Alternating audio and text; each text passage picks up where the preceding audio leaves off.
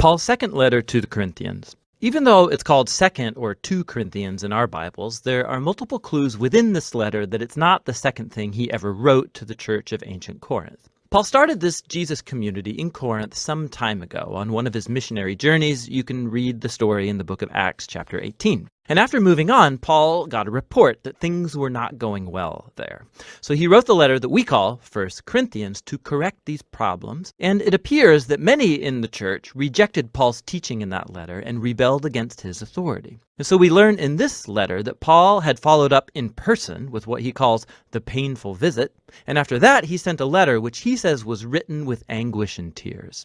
And so after all these measures, most, but not all of the Corinthians realized their arrogance and they apologized to Paul.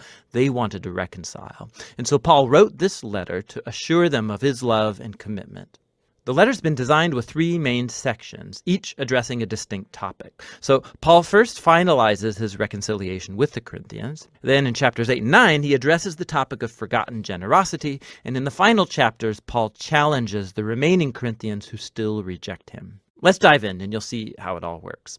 So Paul opens up by thanking the God of all mercy and comfort, who brought peace and encouragement to him and the Corinthians during this time of division and dispute. He acknowledges that things have been tense since this painful visit, and he makes clear he's forgiven them. He wants an open and honest relationship. But why had they rejected Paul in the first place? Well, we discover later in this letter that the Corinthians had disregarded Paul as a leader.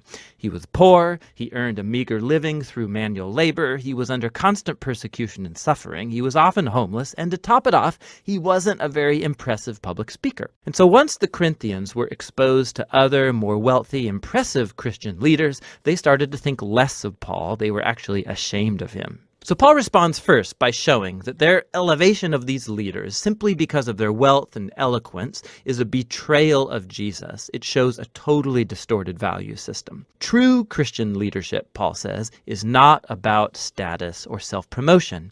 Paul depicts himself and the other apostles as captive slaves to King Jesus, who's leading them on a procession of triumph.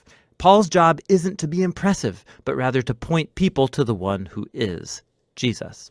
He then alludes to the recent demand of the Corinthians that he provide some letters of recommendation to prove his authority and credentials. And this is ridiculous to Paul.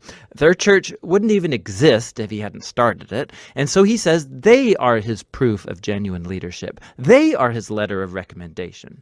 He cleverly quotes from the prophets Jeremiah and Ezekiel, saying that God's Spirit has written his letter of recommendation on their hearts as his new covenant people. The Corinthians shouldn't need any more proof than that.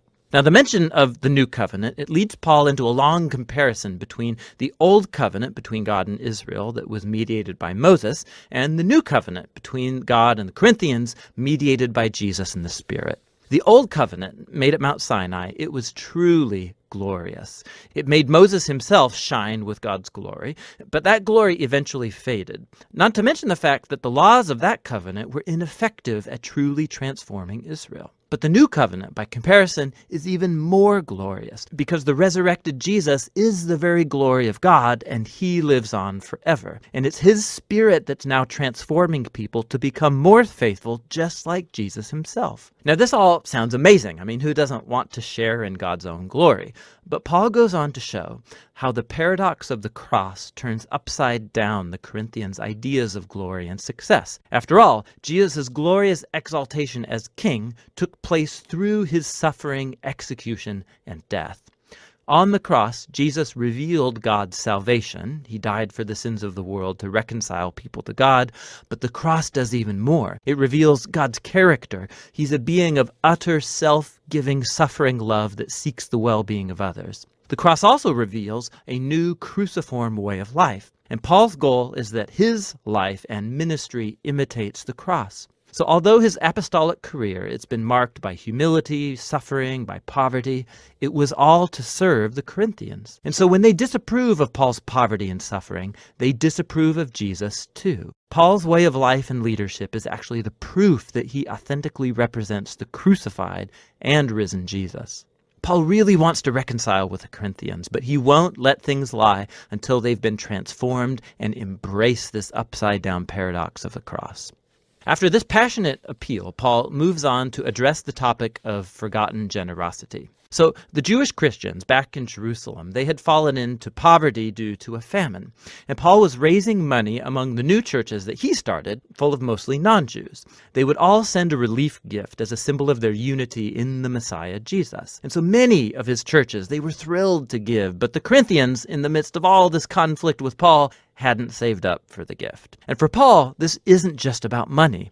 It's another sign that the Corinthians have not been transformed by the gospel about Jesus, which, at its heart, is a story of generosity. Paul says, "You know the generous grace of our Lord Jesus the Messiah, that even though he was rich, for your sake he became poor, so that through his poverty you might become rich." He's telling the story of the gospel through financial metaphors.